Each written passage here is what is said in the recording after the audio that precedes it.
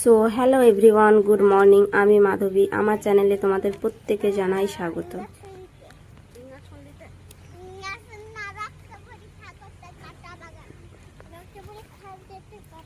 তো তোমরা তো বুঝেই গেলা যে আমরা কোথায় যাচ্ছি, তাও আরেকবার বলছি। স্কুল থেকে রক্তের গ্রুপ জানতে চেয়েছে, তাই আমি নিয়ে চলে গেলাম ওদেরকে রক্ত পরীক্ষা করার জন্য। ছোটটার যেহেতু সামনে বছর 5 বছর পুজো যাবে, তাকেও স্কুলে ভর্তি করতে হবে, তাই ভাবলাম যে দুজনের একই সাথে রক্তটা পরীক্ষা করে নিয়ে চলে আসি।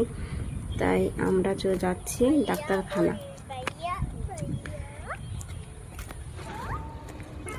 এখন পাটের সিজন, বুঝতেই পারছো, চারিদিকে শুধু পাট খাতি আর পাট, এটা ছাড়া আর কিছুই দেখতে পাবে না।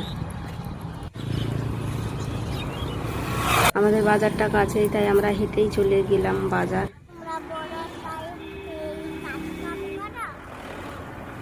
ছোটটার একটু কথা বেশি, সে পুরো রাস্তা শুধু বকবক বকবক করতেই থাকে। ওর হাজারো প্রশ্ন, সেই প্রশ্নের উত্তর দিতে দিতে আমরা চলে আসলাম ডাক্তারখানা।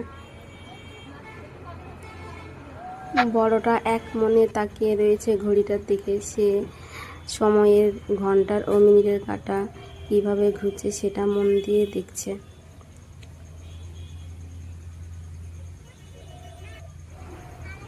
এদিকে ছোটটা চলে গেছে ডাক্তারের কাছে। সে বলছে আমার সর্দি হয়েছে, জ্বর হয়েছে। ডাক্তার ঘুরিয়ে তাকে মুখ ভ্যাং যাচ্ছে, সেই কারণে ছোটটা একটু কেমনই করছে। ছোটটা একটু বেশিই কথা বলে।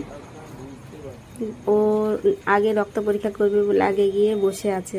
দেখো, ওর মুখ দেখে বোঝাই যাচ্ছে যে ওর মনে কোনো ভয় নেই।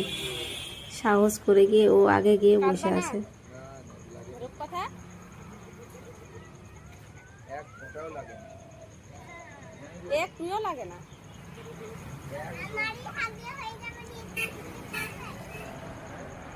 ওর রক্ত পরীক্ষা করার সময় আমি ওর দিদিকে বলছি যে ভিডিওটা একটু করে দে।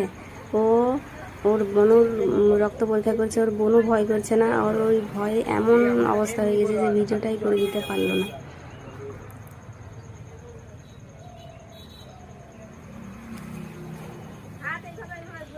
ওর প্রথমে ডান হাতে রক্ত পরীক্ষা করার জন্য টিউব বাঁধা হয়েছিল, কিন্তু সে একটু নড়ে যাওয়ার কারণে ওই হাতে হলো না। তাই বাঁ হাতে আবার নতুন করে টিউব বেঁধে সেখান থেকে রক্ত নেওয়া হলো।